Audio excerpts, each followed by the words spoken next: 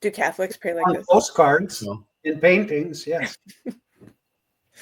I am not kidding you. I saw a clip today of a sacrament meeting where the congregation was singing, "This little heart of mine, I'm going to let it shine." And they were swaying and clapping in the chapel during sacrament meeting.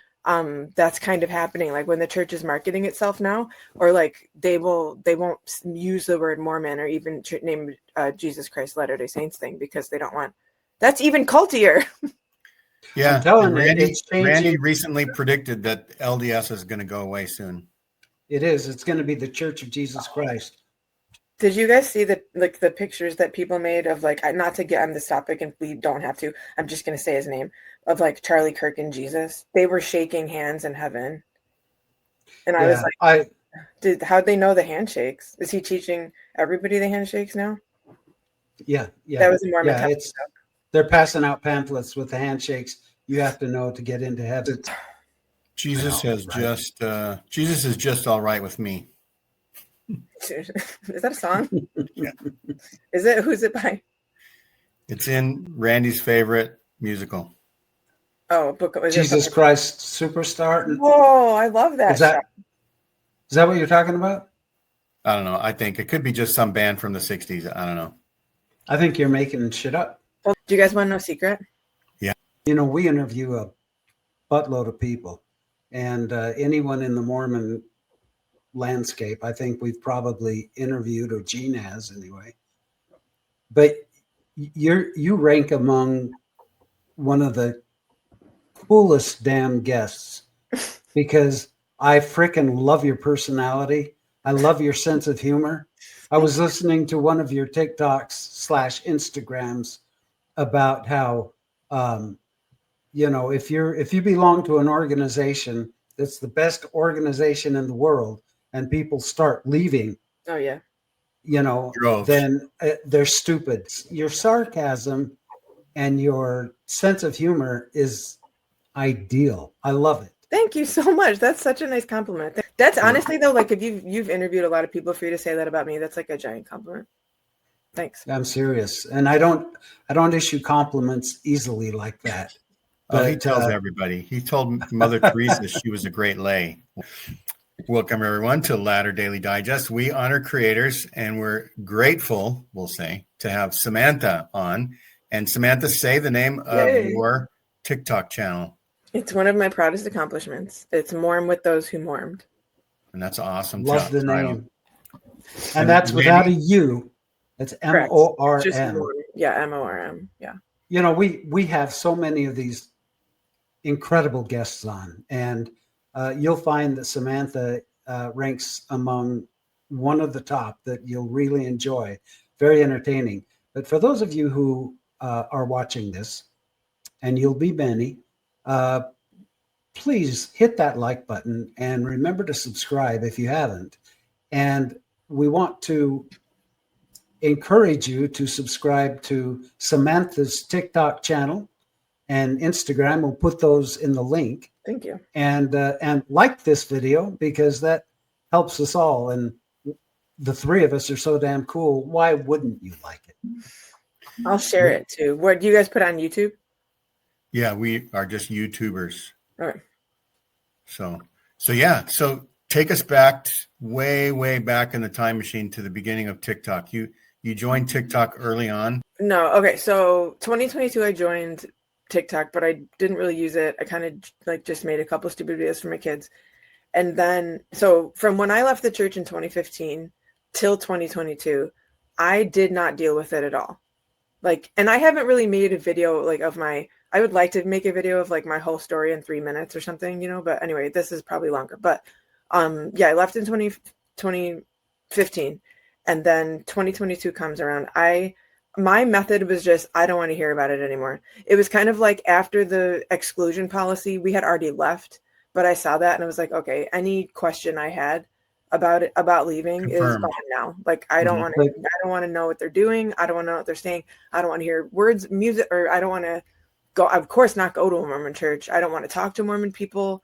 I don't want to think about church. I just was like, I'm just going to turn my back and never I mean, I had no intention of dealing with it, but I don't think I knew how intentionally I wasn't, you know?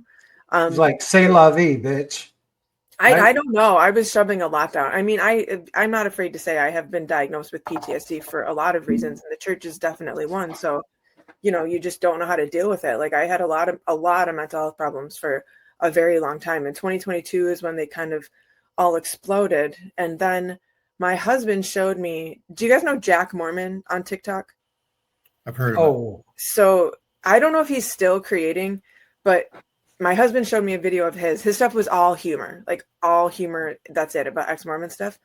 And I don't remember what the first video was, but I hadn't heard anything about the church in so long, let alone like such a funny inside joke that I was like, oh, this I can do. Like I can get back into like thinking about it if it's from a humor skewering point of view. You know what I mean? Humor therapy.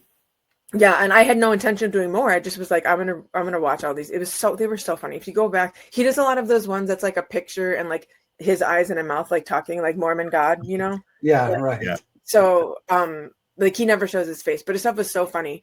And then I posted a video, I didn't even know there was like an ex-Mormon TikTok presence. Like I didn't even think about it.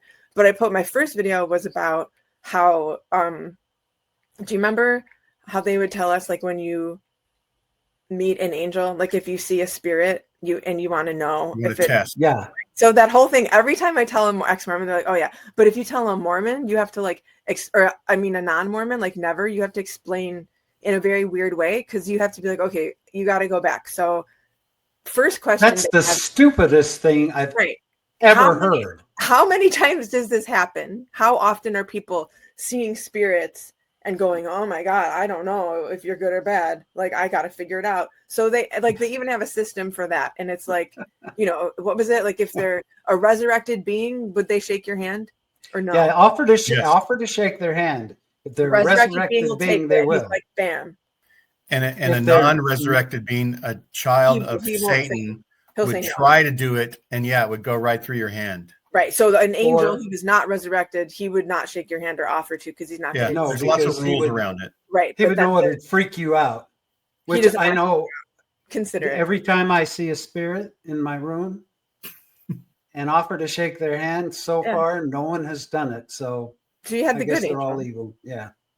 Yeah, and then the bad angel, whatever Satan guy will shake your hand and you'll go through it. So I was just saying like how stupid that was, and I got a lot more people commenting than I thought. So that kind of opened up the floodgates. Where at first most of my stuff was just humor, and then it started to get like more serious as the stuff came out for me. So really, TikTok and Instagram, so I just did TikTok until January, I think, of this year.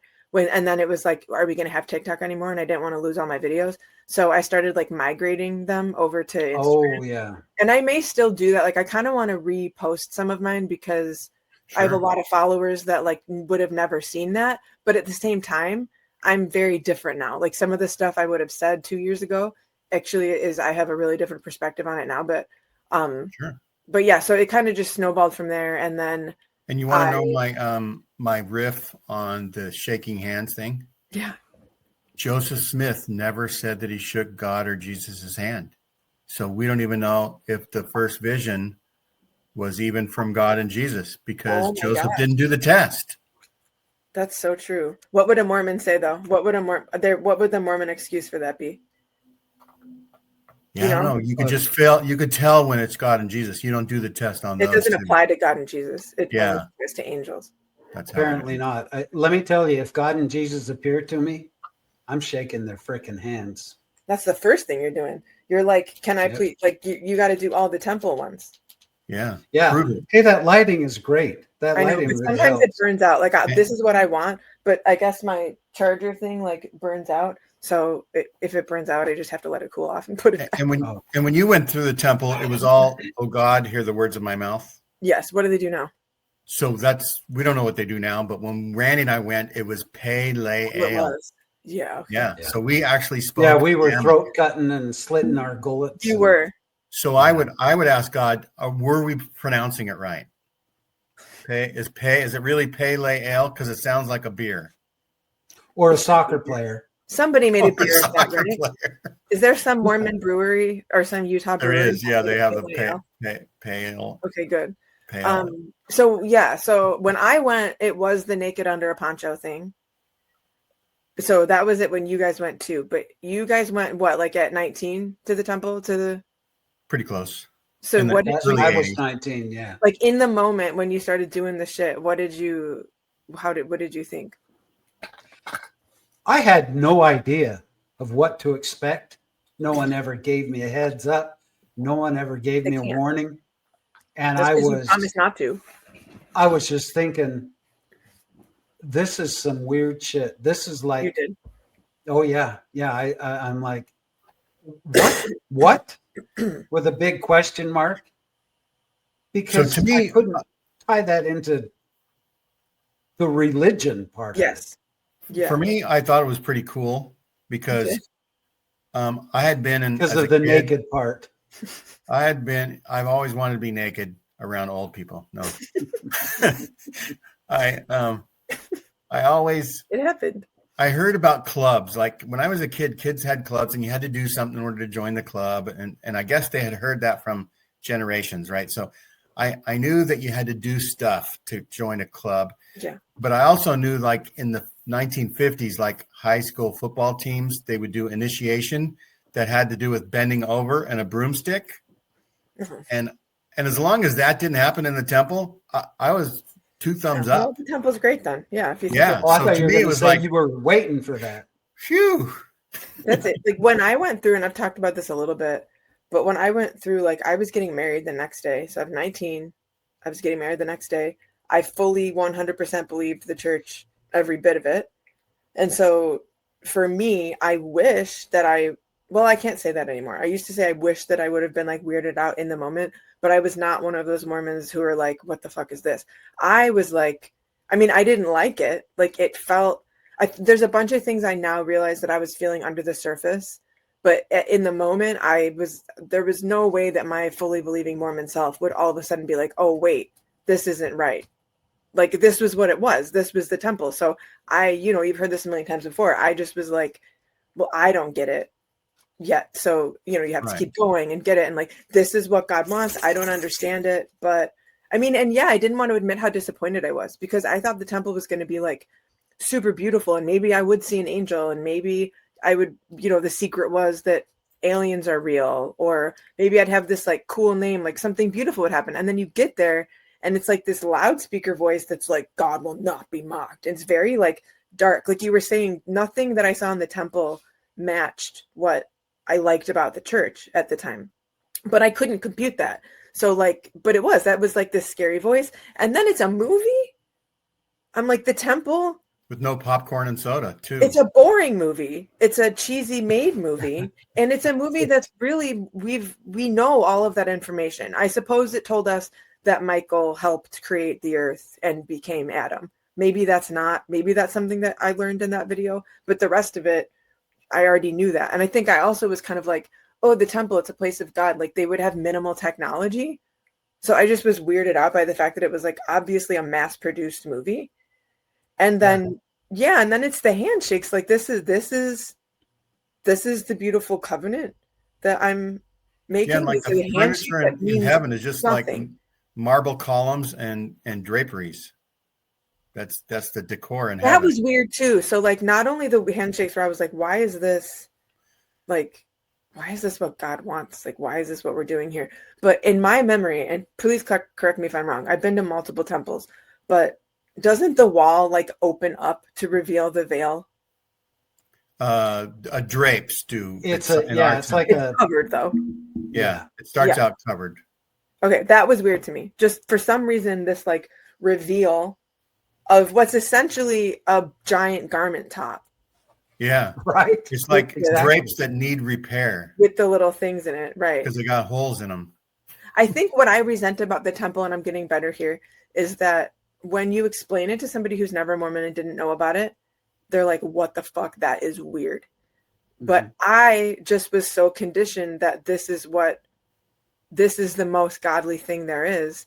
I think that started my disappointment and disillusionment in the church without me knowing, because it was just a wet blanket. It was like, so the most holy place on earth doesn't feel holy. You can't talk. You can't, everybody's wearing the same thing. You can't say anything. You just do what they tell you to do. I have to obey the covenant of my husband. I have to say this stupid, weird thing through a veil. Like there's a movie, like none of this is, like I resented that though, that was normal to me. That just became normal. So when I tell people about, oh yeah, oh no, did something happen? Okay. There's a veil and you have to put your hand through like a hole, and there's a guy on the other side, and like you do the handshakes through the veil, and then there's this lady, and then there's like a mat. There's a lot to explain to someone who isn't familiar. But to me, that was just like normal. Like and the whole prayer circle was normal. Like why I get mad about it. Because even now I have the hardest thing I have to consider normal or to consider weird is baptisms for the dead. Everybody is so weirded out by it, but I loved them. I liked doing it. But I think we're conditioned as Mormons to like, if you don't know if you have a question now about something, you'll learn about it in heaven. So don't worry. Everything will be made up. You know who's not surprised about the temple when they go through are the Masons. Yeah. The Masonic order, folks, because it's a carbon frickin' copy. Yeah. And when I found that out, that freaked me out. Like it's in, rough stone rolling, I'm sure. Yeah, right. I was at BYU when I read that, and in there it says something. I remember it said something about the Masonic ceremonies, and I looked it up on the internet, and it was like, if this is the Masonic stuff, Joseph Smith just made it like shorter, but it's like the exact same thing. That was very upsetting to me, and I did what Mormons do, the story that all Mormons tell themselves, which is okay. What happened from Masonry, it came from like ancient times. Like God gave these people like these ancient things, and it got handed down through history in a way that God knew that Joseph would be like Mason adjacent, and so it like handed it down for him to get it and then like pull out the things that were correct from back then and like put them in the temple. I was like blah blah blah. The handshakes made it through thousands of years, but just the lessons learned were so different than Masonry, right? But those handshakes. Well, you know what else weirds me out? I'm sure members and like my sisters, they're all TBM, true believing Mormons. Yeah. What really weirds me out is there's so many Mormons who say, I love to go to the temple. I find such peace and such joy in there. And I'm thinking, what the fuck am I missing? Because I had to go through a certain number of times when I was on my mission every weekend, in the mission training center. But after that, and after I got married, I maybe went through 2 or 3 times because of family stuff. Yeah. And then I never went back because it was so long. A session was 3 hours. Now I know they've cut it down. Why was it 3? Because you'd have to go from room to room to room. It was a total different ball game. Salt Lake. And you'd have to set aside, a long time, between 2 and 3 hours. Yeah. And by the time you got dressed and rented your clothing, like anyway, it was so boring. Yeah. I couldn't stand it, and I was tired of standing up and sitting down and standing up and sitting down and tying this. And yes. It's the most that. Like, why? What does this mean? It's so stupid. And as a woman, hearing these are the robes of the Aaronic priesthood. This is the Melchizedek priesthood. So I had to wear these robes that I couldn't act. I didn't have the power from them. Like I couldn't do anything from them. Like I just had, so I was like literally covered in like, okay, you got trapped. That's how I felt. That's how I feel it is now. It's like, you told me it was beautiful. You convinced me it was beautiful and good. And then you trapped me by putting me in this situation where of course I wasn't going to bow out right then for a million reasons. You know what I mean? Did you have to veil your face? Because when we went through it, sisters, veil your faces. Yeah. It's like, they don't do that anymore either. I think they've done away with the veils now. Well, veiling the face. That's real quality. And that sacred name that was set aside just for you, because I'm sure God, that's the name God wanted you to have. I find out that it's the same name. Everybody gets the same name on the same day. I was really disappointed in my name. Yeah, I was too. Mine was the same as all of my mission buddies who were from Arizona who went through the temple on that day. We all had the same name. But you didn't tell each other that, right? Or you did? We didn't at the time, Oh, yeah. Okay. but Do you guys remember what like part of the temple you got the name in? In my memory, you like sit in a little stall and like there's a typewriter and like the lady gives you your name. But I feel like that just might be when you're going through for someone else. Do you get the name when you're like in the initiatory, or do you remember? Jesus Christ came down and gave me mine. Wow. But I don't remember. Gene, do you remember? Yeah. I mean, that's a good point. Because they didn't give it to you on paper. You can't have that written down. Maybe they did it when they were doing the anointing. Maybe. I think it might have been then, yeah, with the anointing. And do you guys remember in the initiatory thing, was there like a water fountain in the room, like for them to get the water? Was there like a fountain in there? Wait, to get what water? Like the I don't know, dentist like has. when they bless you with oil and water. I have this memory that there was like a water fountain. Yeah, almost like a dentist in the old days would have right next to you like a spit in it or whatever. Yeah, like a little bubbler. Did I miss out on the water? All I remember is the oil.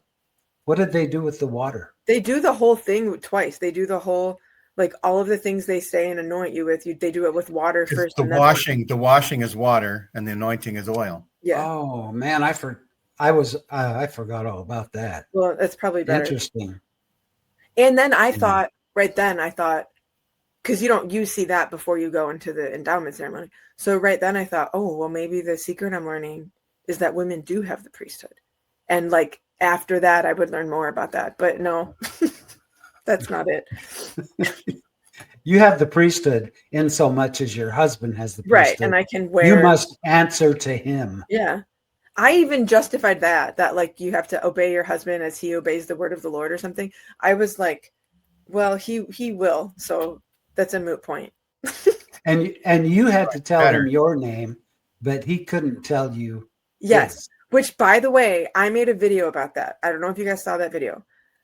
And Mormons freaked out because they said that's not true. No, that's not true. That's not doctrine. Even the thing about you needing the name to resurrect your spouse. They hell, it's not. Yeah, I know.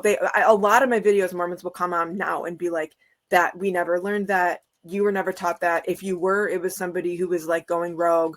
That's not a belief. You misunderstood. And I always want to be like, okay, there's a million things I could say, but like, if there's this rampant thing happening in the church, there's a whole bunch of people. I literally heard it from the temple president at the Nauvoo temple. He told me that's what it was. I heard that from temple leaders. Anyway, so of course we taught it, but like, they freak out about everything and say like, oh, none of it, whatever. If there's a rampant problem in the church, there's everybody going around saying, oh yeah, the husband has to say the name to resurrect the wife. Why? And it's a problem and it's not real. The church has no problem at General Conference getting up and telling everybody what to do with your life. Why would they not get up and put a kibosh on false doctrine being spread? Why don't they do that? Right. I still don't know why they don't do that. I don't know what a Mormon, they would have some stupid reason, but. So anyway, we kind of went into a deeper dive on the temple experience, right? But you were talking about you remember doing your first video, and do you remember what the response was? Did a few people like it? Did you get a few clicks? Yeah, I don't remember the numbers. I could go back and look because it's still there, but just people like also other ex-Mormons chiming up that they remembered it. And you thought that you were just going to do like the one, and then then something else came up in your mind later. Yeah, I should go back, but for the first while, it was fun. It was just funny stuff. Like I was just. You did 459 TikTok videos. That's at the time that you interviewed with Nathan and Ruth Butler. Was it Ruth? Yeah. Yeah. You had done 459 TikTok videos. That's a lot of TikToks. So it's probably more now. But it is more, but it's been really good for me because like I said, I didn't think about the church, back to that, for a long time. So strangely stumbling upon ex-Mormon TikTok right when my mental health was like tanking, like lowest, like I actually started to talk about it then. Like I started to I didn't have, the only other ex-Mormon I had to talk about was my husband. So I didn't talk to any other ex-Mormon. So all of a sudden, 10 years after I left, there's a community of people who feel the same way as me. And I had no idea. They were out there the whole time. And I had no idea because I didn't want to talk about it. I didn't want to hear about it, even from ex-Mormons. I just didn't want to even hear about it. So it took me 8 years, I think, just to be ready to face those things. And then in therapy, all this, I say like all of my issues, the church overlays all of them, I think, or underlies all of them. Like they might not be, some of them might not be directly connected, but my mind and like how I was wired, like I think you said something like that earlier, like how you just were conditioned. Core of you was so Mormon structured that I had to like, it's just been a process of like, first you got to kind of push all the bricks out, and then you still have the structure there. And then you have to like figure out how to I want the whole structure down. You know what I mean? But I don't know that that's possible, because there's also these parts theories, and like there's a part of me that I've realized is still Mormon. So and were you getting professional help at the same time you were doing the TikToks? Yeah. And did your counselor like suggest it, or notice that you're doing better? And it's like, what are you doing because you seem happier now? No. It never came up in your sessions? No, it comes up. I mean, Mormonism comes up all the time, and I'll sometimes bring up that I make videos, but my progress in that has been like pretty slow. So they totally see it. But yeah, that's just kind of where it became fun for me, where so my degree's in theater. Like I went to BYU, I have a theater degree. So then I had kids so young. I used to write, I did playwriting. I was super into writing all through college. And then I had kids so young, and just all of my creativity just left. Like I didn't have time, I didn't have motivation, I didn't have ideas. So I was left with this big hole, and then the growing hole of not believing the church. And then there's a lot of things going on in my life right then. So it took me a super long time to I had another point though, and I don't remember what it was, just that the tanking my creativity. So TikTok I started to be able to get creative, give you a come up boost with creative ideas, and just talk about them, or sometimes write out my ideas ahead of time. Or there's been a couple of videos that I kind of scripted, like the more structured ones, like Mormon dictionary and Utah spelling bee, certain things like that. I kind of plan ahead of time. Utah spelling bee for the names of the places in Utah that are pronounced weird. Yeah, I just have a word come up, and then I'd be the Mormon or the Utah person and how they pronounce it. Like hurricane, spell hurricane. Feeling. Corn on the cob. I didn't hear that one. Feeling. They put K's at the end of things. Mountain. Right. Or a hard G, right? I'm feeling good. Dawn instead of Don. I'm from Chicago. That's a whole linguistic thing. I guess it's called the caught merger, where certain areas left it that hard O, like mom, Don, and then in Utah they're like mom, Dawn. Right. Anyway, yeah, those I planned a little bit, but mostly I just have a topic and I start talking about it. I just started connecting with. So do you remember when your first ones kind of went viral and you were like, wow, people are sharing this with people? No, I don't remember. I do remember on Instagram though. So my following for whatever reason, it took 23, 24, 2.5 years to get me to 11,000 on TikTok. And then I started migrating my videos to Instagram in January or something. And I'm up to 12K there in only a few months. So it took off on Instagram. Wow. But the comments and the flack I get are 100 times worse on Instagram. Interesting. I almost got no Mormons in my comments on TikTok, but when I got to Instagram, it was bad. But my big video that went way more popular than I totally expected, I have it pinned, but it's my I talk about an analogy between getting gay married. You know what I'm talking about? I have to. It's one of my pinned ones because it's the only video I've ever had that has over 1 million views. That David Archuleta commented on it. So that's my claim to fame. But it's about how Mormons, basically I'm making a point that Mormons. Can we watch it? Is it okay if we watch it? I don't know how to do that. I do. Right. Gene does. Okay. So okay, you ready? Okay. To watch myself, yeah. Whoops, sorry. Drum roll. Boom. You're gay, you're getting married, and you're inviting Mormons. And you say to them, hey, I'm getting gay married, and I'm so excited, and we're so in love, and you're invited. And it's going to be such a gay ceremony, and all of our closest gay friends will be there, and you're invited. We have a little waiting room for all of the non-gay people, so you can wait there during the ceremony, and we will have you watch the kids. But you can come to the reception, which is going to, again, be so gay and so beautiful. Almost everyone will be gay, but you're invited, and we will make sure that someone with some authority in the gay community stands up and explains to you and just reminds everybody how beautiful and gay the ceremony was. There's not much that we can say to you about what does happen in there, but it's going to be so beautiful. Oh, and we're registered at Hot Topic. That pissed people off. That's that sarcasm I'm talking about. Thank that you. Is so hilarious. That one, that was one of the videos maybe that when I made it, I was like, this one could get popular. Like sometimes I think one's going to get popular and it doesn't. And sometimes I'm like, no, this one will go well. Usually the ones that go well, like get popular, I didn't expect.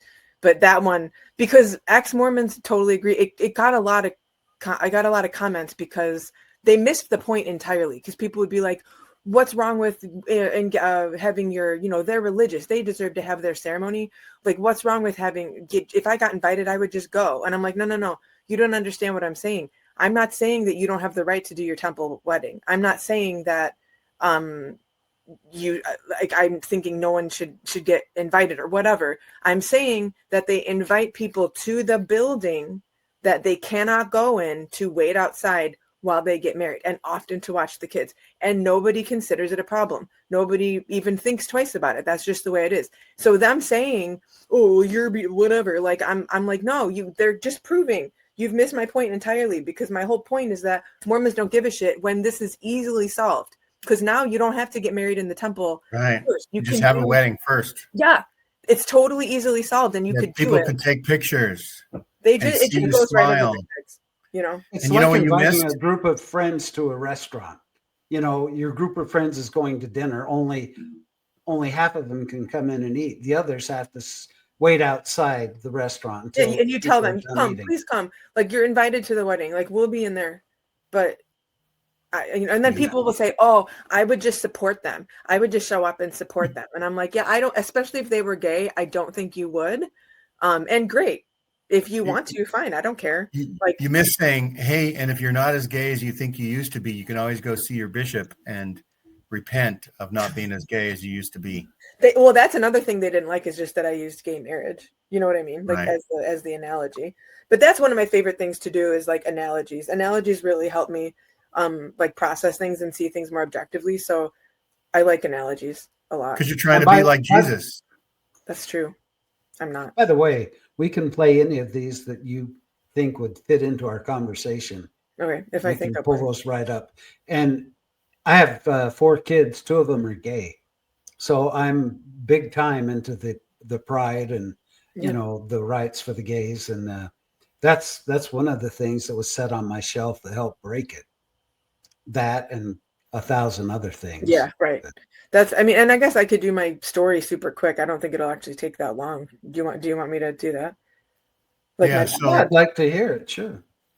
So let's. Where did you grow up, and what was it like being a little Samantha Mormon girl and stuff like that? So I grew up in a suburb of Chicago. Both my parents are converts. My mom's a convert before I was born. My dad, I think my mom made him do like the discussions for a very long time, like until he finally got baptized. So I think she just wore him down. So he got baptized. My brother kind of was a part of it until he was like 12, but he never bought it, didn't believe it. So all of my mom's Mormon eggs were in my basket.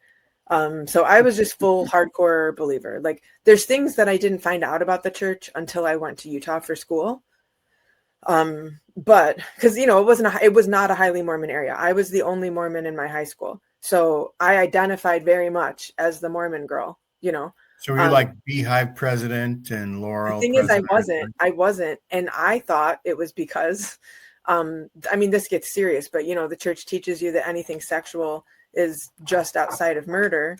And so me, young believing Mormon girl, I was 14, and again, this is getting a little serious. I can switch from serious to funny in a heartbeat, but I got sexually assaulted when I was 14, and I didn't know at that time. Like, I didn't know until the last few years that, oh shit, like that was, I thought I did it. Like, I absolutely didn't want it. I absolutely did not want what he did. But your no wasn't strong enough. we weren't taught no. I made a video about this too, that there can be no, you can't talk about yes or no. You can't talk about consent in purity culture because there can be no consent. There can only be no before marriage, and there can only be yes after marriage. And so if that's what you have in your head, it didn't even occur to me that I could stop what was going on. So from that moment, that's when my depression was born, because I was a good Mormon girl a moment ago. And then after that, I was vile. I was defiled. God had removed his presence from me. So anything like that, where I didn't get like elected, be like president of those things, I thought it was because like God had kind of told them like I wasn't worthy. You were a licked cupcake. Yeah. Right. Lessons. And yeah. And isn't it amazing how they gaslight you into, because here's my thing.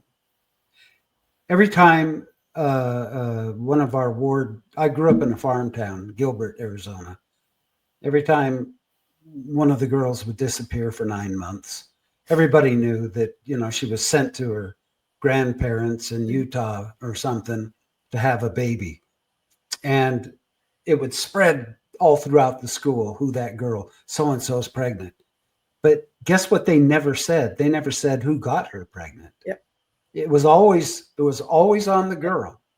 Good or if someone was molested, they would want to know, what did the girl do to entice that guy to molest her? It's unreal. And that just, it's just absolutely That's the things that the sexual shame, the sexual dysfunction that the Mormon church causes in people. That's one of the most vile, evil things I think about the Mormon church, because that essentially, I made a video about this too. I think that essentially it's like, it's like one of your senses. It's like if someone said, okay, like you can see things with your eyes, or let's do here. No, I did smell in the video. I did smell. You have a sense of smell. It is natural. It's something that happens. It's something that has a purpose. But you can't smell until we do a ceremony that like says to you that you can smell. So God allows you to. Before that, if you smell anything, you are sinning real bad. And if you liked it, you're sinning really bad. And if you looked for something to smell, that's super bad. And if you it's ridiculous. It is a part of you as a human being, as a system. I smelled every day when I was a Mormon boy. They cut it off. They cut it off. They mess people up. Like really, ex-Mormons were fucked up people sexually. Like it takes therapy. They do. That's one of the worst things. Like when I have a lot of resentment still about like my mom raising me in the church, to be quite honest. And whenever I start to think, oh, maybe I can soften, I think about that doctrine. And that's when I don't know that I can forgive, because I have 2 kids now, and I literally cannot imagine teaching my kids the things that I was taught about sexuality. You can't even touch your own body when nobody's looking. I just figured out your problem, Samantha, with Mormons is because you use logic, you're using your brain, and they don't really know how to do that. You have to be more gentle with them. We were that way too. At some point. Well, and what about the fact that if you do go ahead and smell, the only way you can be forgiven and be with your family forever is to go to a bishop and sit in his office and tell him all about it. And he's going to ask you questions about what you smelled and what you wanted to smell, and right, and probably getting off while he's asking. I don't know what happened to the thing about Christ dying for our sins and we're forgiven. We just, have to tell God that we're sorry. No, that doesn't fly in the Mormon church. You've got to talk to a man who's probably just as guilty as the people he's talking to. With no training. That's like literally one of the only things my mom ever told me about anything. Like the only reference she ever made to anything sexual. I was probably 16, 17. And she said, if there's anything you need to resolve with the bishop, you should.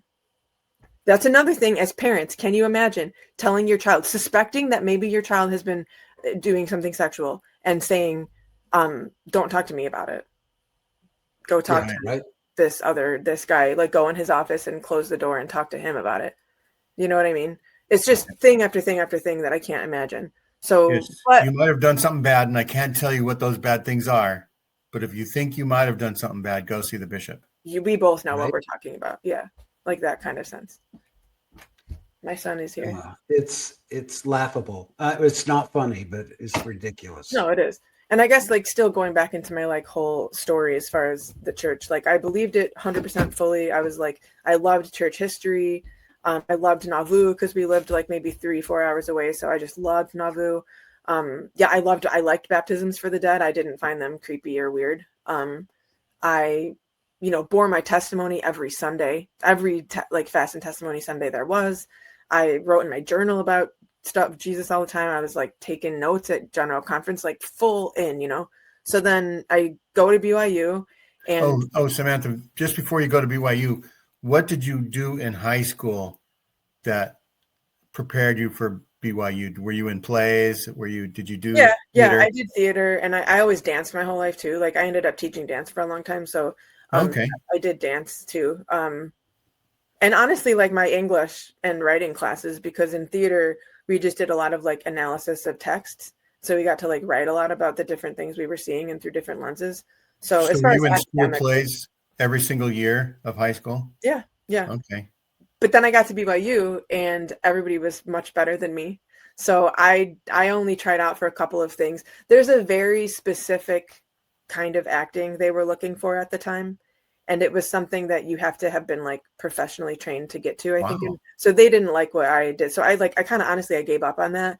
And then I went to, makeup and costumes and like writing and stuff. I loved it. Like I had the best time. I still did some dance. Like I taught dance. I did some dance performances and stuff. But yeah, academically, I would say that's probably what prepared me. And it's a good school. At least when I was there, it's a good school. That's the only school I wanted to go to. I immediately go into the theater program. And that, I don't think I'd had too many doubts or questions or any really about the church. Like I was just in Mormon Mecca. I was so happy. I had never seen Mormon bookstores. I had never seen billboards for Mormon, like movies and TV shows. Like, so I started learning things about Mormon culture. You can go to a theater and they play shows that don't have swear words. And very shortly that I didn't like that. Like it did not take me long, honestly, upon getting to BYU to start seeing that you're being shortchanged. Yeah, a lot of the problems in the church. Like if this is the real church, I didn't feel welcome in Utah. Like I thought I would as someone from like far away. Honestly, what I felt like, and I'm not even a person of color, I just have olive skin and have darker hair. And I felt out of place because everybody was fucking blonde. Everybody was blonde. So it was weird. And then they weren't like, oh, new person, come into my fold. They just had their lives in Utah already, So I didn't feel welcome there.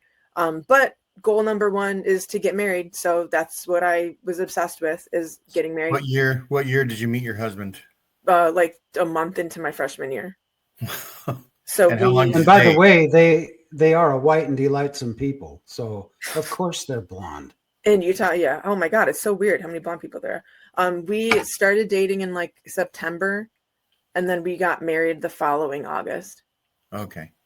So we knew each other for like a year before we got married. And then for our parents to be thinking I'm too young, you kind of painted yourself in a corner there, didn't you? Because you raised me Mormon, and over they tell us you have to get married as soon as possible. And then you send me to BYU. Like, what did you expect to happen? Yeah, no. And same with the missionaries. The mission president would drum into our heads, go home, get married, find a wife, get married right away, because they're afraid that we might you're gonna have sex before. Smell. Right? Yeah, we might smell. You might smell each other. Yeah. So, but when I got one of the first points to me, I never liked the proclamation on the family for some reason. It always like sat weird with me. And then as I got older and started to have like questions about, like when I was in college, ironically, that's when I learned at BYU about feminism. That's when I learned about gender theory. So I started to have this stuff like, well, if somebody's intersex, then what is their gender? Like, what's that all about? Like, this doesn't make sense to me. But I had never heard that Joseph Smith had more than one wife until I got to BYU. So I was at the library, and this is one of my like defining moments. And I was like in the basement, and they had a display about like Mormon, early women in the Mormon church. And Eliza Snow was on there, and they were talking about her. And then at the bottom, it said she was one of his plural wives. And I was like what? Like, I what? I did not know that. So that was the first, like, okay, why was I not told? You know, Now, Yeah, they don't here's teach that. here's what I remember is that Joseph Smith received the revelation on polygamy, but he loved Emma so much that he didn't practice it. It was only when the Mormons got to Utah, where they were away from the United States government, that people they told you that? started polygamy. You grew up learning that? That's what I grew up learning. Now, I probably also heard that some other things, right? But not as graphic or specific as here's how many wives he was sealed to, Yeah. and that the church had, 4 years of, Sunday school, adult Sunday school, to teach me that Emma was like the 22nd wife sealed to Joseph. Like that would have been handy knowledge, right? Yeah. He had 40 years to teach me. I I had never to heard read, anything like that. and when I got into TikTok too, that's when I started to read like all of the more true Mormon history books.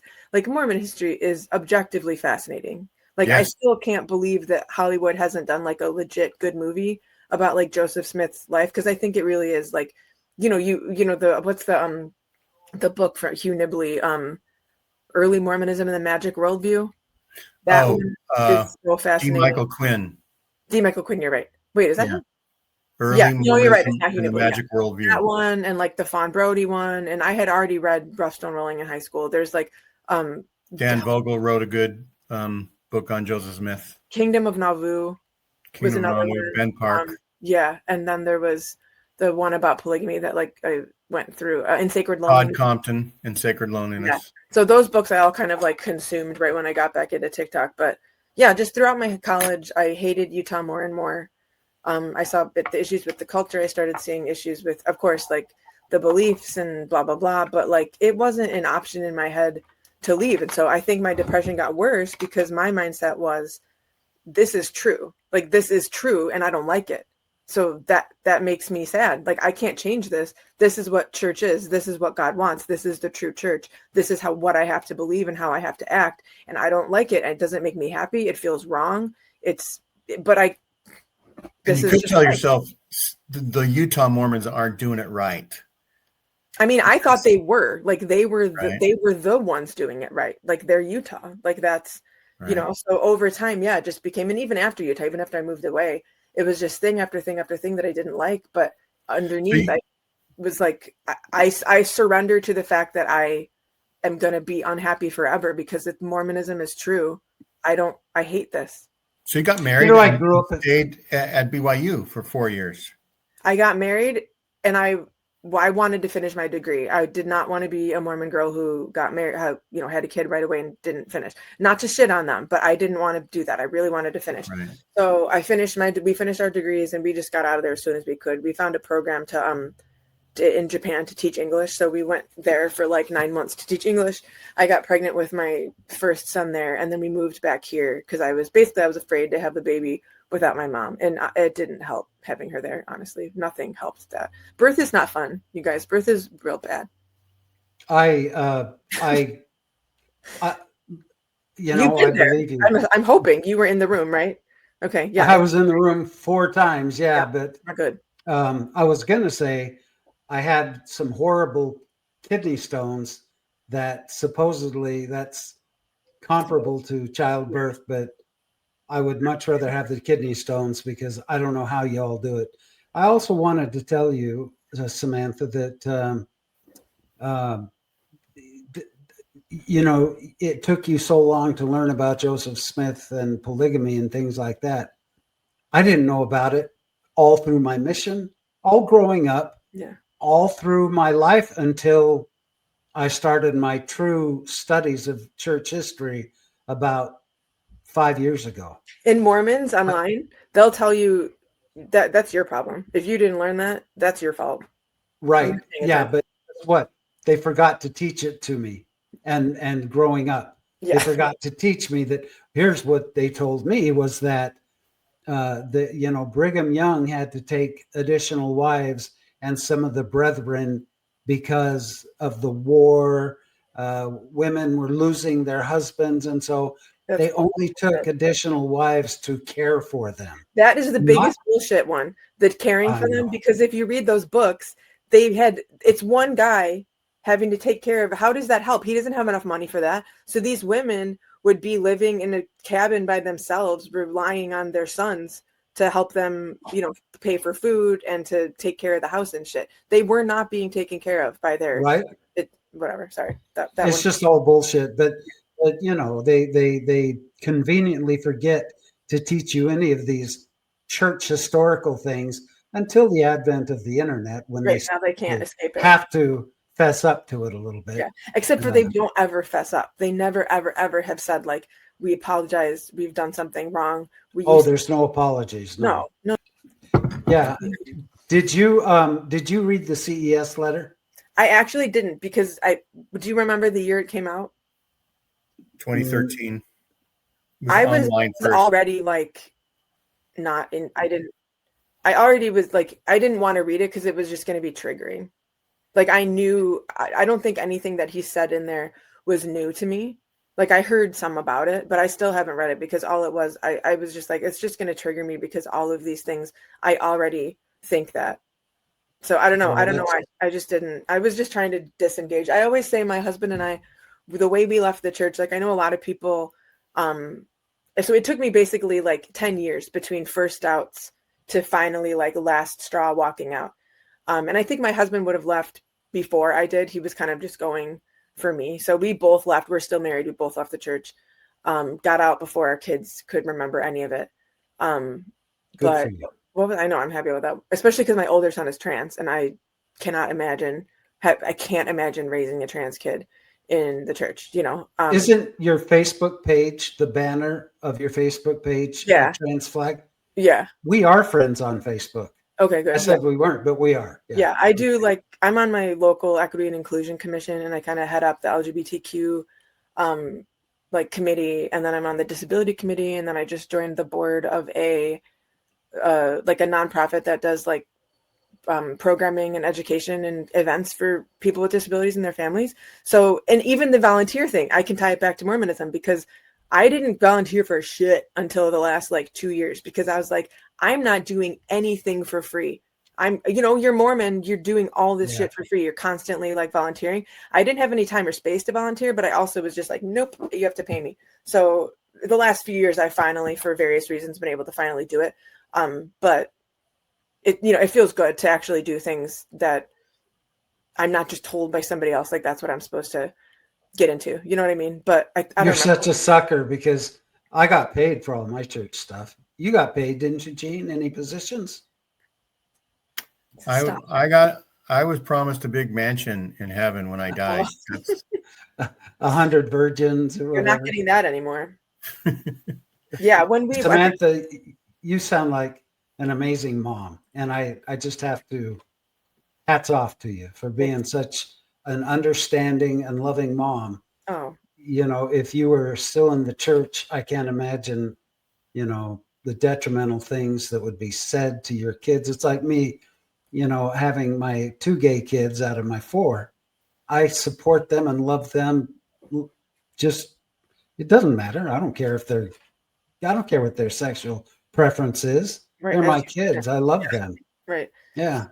Yeah. No, I'm like, so I think with my kids, I wanted to give them the opportunity to figure out who they are on their own, and to think about things on their own and get their own opinion and like experiment with who they are and figure it out. Cause I didn't get that opportunity. And I'm so, so glad that my kids do, and that I don't. I mean, I definitely have poisoned them against religion. Like, they both are like very like against religion, but I'm kind of like, well, I'm not sorry for that, because it caused me a whole lot of bullshit. And I did apologize to my older son recently, because I was like, he kind of got into massage therapy, and they're kind of getting into like some philosophy kind of woo-woo stuff. And he's like liking it. And I said to him the other day, like, I am sorry. One thing I couldn't teach you is spirituality. Like, separate from religion. All I want, I didn't know it. I'm just now figuring out what that is. I didn't know what spirituality is. And all I knew is how bad religion was. So I just didn't want you to have any part of that, and that's something actually, like, back to TikTok. I have made maybe a few videos about parenting. Obviously I have a lot of strong opinions, but that's something that I haven't shared too much about because I think you can get jumped over a lot, like jumped all on by people.